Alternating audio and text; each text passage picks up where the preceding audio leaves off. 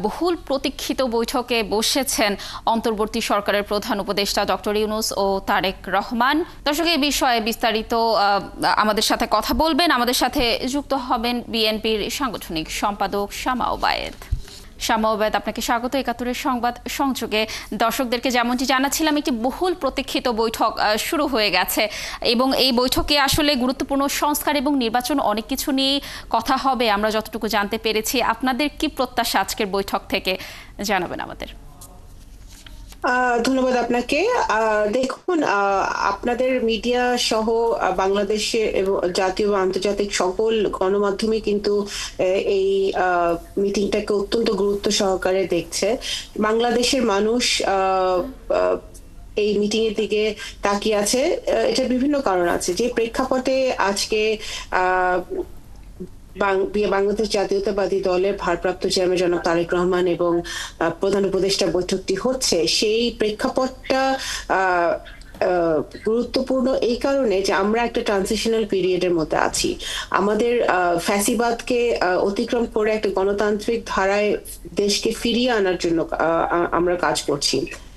আমি এখানে অত্যন্ত জোর গলায় বলতে চাই যে জনাব তারেক রহমান আজকে যে মিটিং এ অংশগ্রহণ করেছেন, উনি শুধু বিএনপির কর্ণধার বা বিএনপি নেতা হিসেবে নয়, উনি বাংলাদেশের একজন স্টেটসম্যান হিসেবে, একজন বাংলাদেশকে উনি প্রতিনিধিত্ব করছেন, বাংলাদেশের জনগণকে উনি প্রতিনিধিত্ব করছেন। যেহেতু এই মিটিং এর কোনো স্পেসিফিক এজেন্ডা আমাদের বলা হয়নি, তো সুতরাং এই মিটিং এ অনেক বাংলাদেশের রাজনীতি, বাংলাদেশের নির্বাচন, আগামীর বাংলাদেশ কি ধরনের হতে পারে, ঐক্যবদ্ধভাবে আমরা কিভাবে বাংলাদেশ করতে পারি, সকল বিষয় আমার মনে হয় এই মিটিং এ উঠে আসবে। এবং 1-to-1 মিটিং যদি হয় তাহলে তো আরো অনেক ফ্র্যাঙ্কলি আলোচনা হতে পারে। তাই আমরা বিএনপি প্রত্যেকটি নেতাকর্মী দেশে বিদেশে সবাই কিন্তু, বিএনপি যারা সাপোর্টার, যারা শুধু বিএনপি না, যারা এদেশে গণতন্ত্র দেখতে চায়, এদেশে একটি নির্বাচন দেখতে চায়, এদেশে একটি উন্নয়নশীল দেশ হিসেবে বাংলাদেশকে দেখতে চায়, তারা প্রত্যেকে কিন্তু এই চাচ্ছে যে এই মিটিংটা ফলপ্রসূ হবে, একটা পজিটিভ কিছু আমরা পাবো। শামা ওবায়েদ, অসংখ্য ধন্যবাদ। আপনার কাছে আমরা জানতে চাচ্ছিলাম যে বৈঠকের অগ্রগতির কোনো তথ্য কি আপনার কাছে রয়েছে কিনা বা জানতে পেরেছেন কিনা। বৈঠক তো চলছে, বৈঠক শেষ হলে আমরা জানতে পারবো কি ব্যাপারে বৈঠকটা হলো। কিন্তু আমি এতটুকু বলতে পারি যে আমরা পজিটিভ যে বৈঠক থেকে কোনো আমরা যেহেতু যেমন মহাসচিব যেরকমটি বলেছেন যে একটা টার্নিং পয়েন্ট এই মিটিংটা হতে পারে।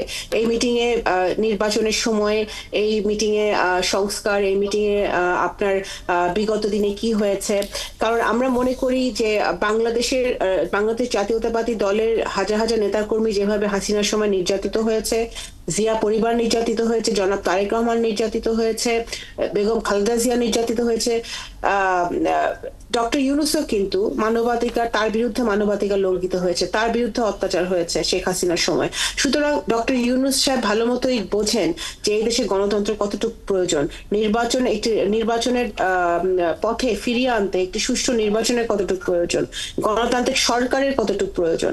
তো আমি মনে করি এই সকল বিষয় এই মিটিং আলোচনা হতে পারে এবং হবে। দেশের ফরেন পলিসি, দেশের আভ্যন্তরীণ বিষয়, এই মিটিং এর রেজাল্ট যত পজিটিভ হবে, ষড়যন্ত্রকারীদের ষড়যন্ত্র তত তাড়াতাড়ি নস্যাৎ হবে এবং সেটাই আমরা চাই।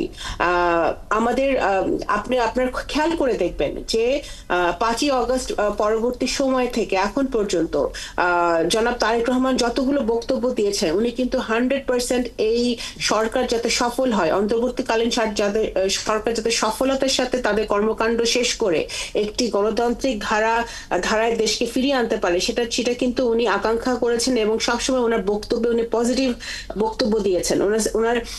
এবং সেই জন্য আমি বারবার বলতে চাচ্ছি যে আপনারা এটা আন্তর্জাতিকভাবে এটা সবারই বুঝতে হবে যে জনাব তারেক রহমান আজকে মিটিং এ বসেছেন বাংলাদেশের একজন রাষ্ট্রনায়ক হিসেবে, বাংলাদেশের জনগণকে উনি প্রতিনিধিত্ব করছেন।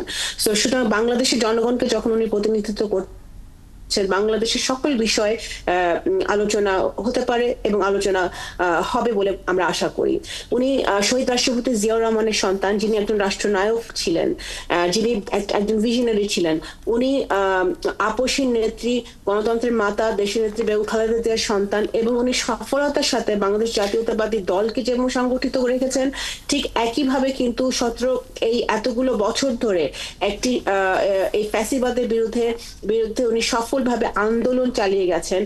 যে কোনো মূল্যে উনি জনগণের পাশে থেকেছেন এবং জনগণের পাশে থাকার জন্য প্রত্যেকটি নেতাকর্মীকে নির্দেশনা দিয়েছেন। সুতরাং উনি বাংলাদেশের স্বার্থ সুরক্ষিত হয়, বাংলাদেশের গণতন্ত্র সুরক্ষিত হয়, বাংলাদেশের নির্বাচন ব্যবস্থা, প্রত্যেকটি গণতান্ত্রিক প্রতিষ্ঠান আবার ঠিক হয়, সেই লক্ষ্যেও বিভিন্ন আলোচনা এই মিটিং এ উঠে আসতে পারে বলে আমরা মনে করি। এবং আমরা প্রত্যেকে আশাবাদী যে এই মিটিংটা যে হচ্ছে, এই বৈঠকটা যে হচ্ছে, এটা ইটসেলফ কিন্তু একটা পজিটিভ একটা ঘটনা। এবং এখান থেকে আমরা আশা করি যে নির্বাচনের সময় নির্বাচন কিভাবে হবে, কখন হবে, এবং ঐক্যবদ্ধভাবে আমরা আগামী দিনে বাংলাদেশ সকলে মিলে কিভাবে গড়ব, এই সকল বিষয় কিন্তু আলোচনায় উঠে আসার সম্ভাবনা আছে। সমবেত অসংখ্য ধন্যবাদ ৭১-এর সংবাদ সংযোগে যুক্ত থাকার জন্য। আমরাও আশা করছি আজকের বৈঠকের পর হয়তো ফলপ্রসূ কোনো সিদ্ধান্ত আমরা জানতে পারবো। দর্শক, আমাদের সাথে যুক্ত ছিলেন বিএনপির সাংগঠনিক সম্পাদক শামা ওবায়েদ।